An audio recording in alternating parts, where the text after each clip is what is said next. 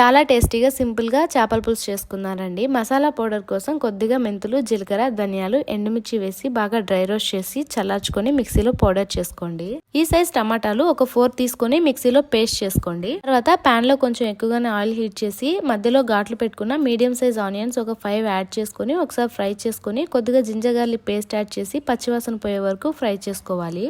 ఫ్రెష్గా ఉన్న కరివేపాకు అలాగే మిక్సీ చేసుకున్న మసాలా పౌడర్ కూడా యాడ్ చేసుకుని ఆయిల్లో ఒకసారి బాగా ఫ్రై చేసుకోండి. తర్వాత మిక్సీ చేసుకున్న టమాటా పేస్ట్ కూడా యాడ్ చేసుకొని చిటికెడు పసుపు అలాగే టేస్ట్కి సరిపడా ఉప్పు యాడ్ చేసి ఒకసారి బాగా కలిపి గ్రేవీకి సరిపడా వాటర్ కూడా యాడ్ చేసుకొని లిడ్ క్లోజ్ చేసుకొని ఆయిల్ సపరేట్ అయ్యే వరకు కుక్ చేసుకోండి. వన్స్ ఆయిల్ సెపరేట్ అయిన తర్వాత మామిడికాయ ముక్కలు అలాగే క్లీన్ చేసుకున్న చాప్ ముక్కలు కూడా యాడ్ చేసి గరిటె పెట్టకుండా వీడియోలో చూపిస్తున్నట్టు ఒకసారి కలిపి మీడియం ఫ్లేమ్ లో ఒక 10 మినిట్స్ కుక్ చేసి చివర్లో కొత్తిమీర యాడ్ చేసుకోండి. అంతే. ఈ సండే ట్రై చేసి ఎలా ఉందో కామెంట్ చేయండి.